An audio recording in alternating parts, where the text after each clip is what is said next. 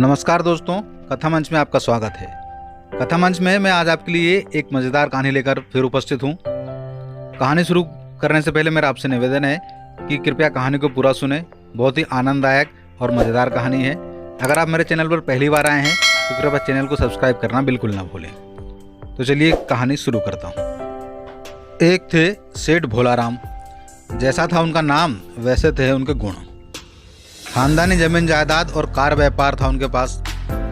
सेठ जी को भोलेपन के कारण कई बार नुकसान भी उठाना पड़ता था, लेकिन अपनी आदत और स्वभाव से मजबूर होने के बावजूद उन्होंने कभी किसी का बुरा नहीं किया। उनका एक तकिया कलाम भी था, भगवान उसका भला करे। एक दिन एक आदमी सेठ जी की दुकान पर सामान लेने के लिए आया। सारा सामान तोलकर एक थैले में भरकर उसको पकड़ा दिया। सेठ जी ने पैसे मांगे तो वह आदमी बोला, ये सामान मैं अपने लिए थोड़ी लेके जा रहा हूँ। ये सामान तो आपके पिताजी ने स्वर्ग में मंगवाया है, मैं उनको ही पहुँचाने जा रहा हूँ। आप ना देना चाहो तो वापस रख लो। मैं जाकर बता दूंगा कि आपका लड़का आपके लिए सामान भेजने में आनाकानी कर रहा है और पैसे मांगता है। सेठ जी घबरा गए, बोले, अरे भैया नाराज क्यों होता है? तू सामान तो चाहे और ले जा, लेकिन पहले ये बता कि मेरे पिताजी वहाँ आराम से तो हैं, उन्हें कोई तकलीफ तो नहीं है। आदमी चालाक था, समझ गया कि आगे का रास्ता भी खुल गया है। वह थोड़ी देर रुककर सोचता हुआ बोला, हाँ सेठ जी, आपके पिताजी को कुछ परेशानी तो है, लेकिन मैं ये सामान पकड़ा कर आता हूँ और उनसे पूछ कर आऊँगा कि उन्हें क्या तकलीफ है। अब तो मुझे इजाज़त दो, और सामान पहुँचाने में देरी हो जाएगी तो आपके पिताजी मुझ पर गुस्सा करेंगे। सेठ जी ने उसको विदा करते हुए कहा कि तू जल्दी जा, ये सारा सामान उनको पहुँचा दे और उनसे पूछ कर आ कि उनको क्या तकलीफ है, और भगवान तेरा भला करे। दूर कोने में बैठा मुनीम चतुरानंद ये सब देख रहा था। उसको जाने के बाद मुनीम बोला, सेठ जी आप कितने भोले हो। वह होशियार चंद आपको ठक्कर ले गया, गांठ बांधकर पूरा सामान भी ले गया और पैसा भी ले गया। आप कहते हो कि भगवान तेरा भला करे। सेठ ने मुनीम जी की बात सुनी तो नाराज हो गए। वाह जी वाह, अपने पुरखों के लिए काम करने वालों को आप बेवकूफ़ बता रहे हो। मैं अगर अपने पिताजी के लिए काम करते हुए बेवकूफ़ भी कहलाऊं तो मुझे कोई दिक्कत नहीं। मुनीम समझ गया सेठ जी अपने पिताजी को लेकर भावुक हो रहे हैं। उसने कहा, आप अपने पिताजी के लिए काम करें, उनकी याद में आपने इतने सारे काम किए हैं, हमने कभी रोका है क्या? अब वो व्यक्ति फिर वापस आएगा और आपको ऐसे ही ढककर चला जाएगा। सेठ जी ने मुनीम से कहा, बात तो तुम्हारी ठीक है, लेकिन अब तुम ही बताओ, मैं उसे इनकार कैसे कर सकता था? अगर वो दोबारा आएगा और पिताजी के नाम से फिर सामान मांगेगा तो मुझे देना ही पड़ेगा। मुनीम बोला, चलो कोई बात नहीं, अब की बार वो व्यक्ति अगर सामान लेने आए तो सामान देने से पहले उससे ज़रा मेरी बात करा देना, उसके बाद ही उसको सामान पकड़ाना। सेठ जी ने कहा, ठीक है। 6 महीने बाद वह आदमी फिर आया। अब सेठ जी के पास आते ही बैठकर ज़ोर ज़ोर से रोने लगा। सेठ जी को बड़ा आश्चर्य हुआ। उसने पूछा, भाई तू क्यों रो रहा है? वह आदमी बोला, मैं स्वर्ग गया था। पिछली दफ़े आपने आगे बढ़कर खुद मुझसे पूछा था कि आपके पिताजी को वहाँ कोई तकलीफ तो नहीं है, पूछ कर आना। मैं यही याद करके कल ही आपके पिताजी के पास गया था।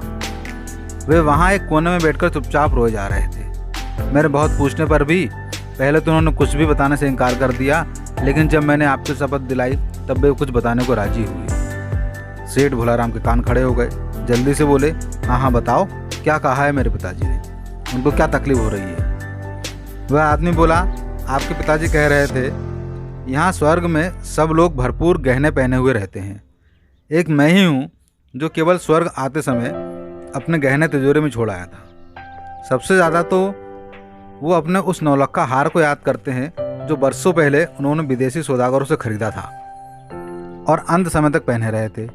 अब वो इस धरती से कूच कर रहे थे, तब आप लोगों ने वो हार उतार लिया था। बस उसी हार को याद करके आपके पिताजी रोते रहते हैं। दूर बैठा मुनीम लपक के सामने आया और सेठ जी से बोला, सेठ साहब, ये आदमी बिल्कुल सच्चा है। यह सुनते ही सेठ जी आश्चर्यचकित रह गए। वे सोचने लगे, पहले तो यह मुनीम इसको ठग और मेहमान बता रहा था और आज अचानक इसको सच्चा बता रहा है। सेठ भोलाराम ने मुनीम से कहा, पूरी बात खुलकर बताओ। मुनीम बोला, सेठ साहब, इन महाशय के पीछे पीछे कल मैं भी स्वर्ग गया था। ये आपके पिताजी से मिलकर सीधे ज़मीन पर लौट आए और अपने पिताजी से मिलना भूल गए। इनका नाम कैलाश है और इनके पिताजी गांव के बड़े जमींदार थे। उनका नाम चौधरी रामेश्वर है। मैं उनको पहले से ही जानता था। वो भी पहले यहाँ इस दुकान पर सौदा लेने आया करते थे। बहुत भले और सच्चे आदमी थे। उनका बेटा कैलाश भी एकदम सच्चा और ईमानदार आदमी है। कैलाश ने मुनीम की बात का समर्थन करते हुए हाथ जोड़कर स्वीकृति में अपनी गर्दन हिलाते हुए कहा, हमारे घर में सारे अच्छे संस्कार हमें पिताजी से ही मिले हैं। मुनीम जी सच ही कह रहे हैं। मेरे पिताजी ने भी मुझे आवाज़ दी थी। मैं रुका भी था, लेकिन फिर अचानक उनको कुछ याद आया और बोले, पहले तू जाकर सेठ जी का काम करके आ जा। सेठ जी को बहुत आश्चर्य हुआ।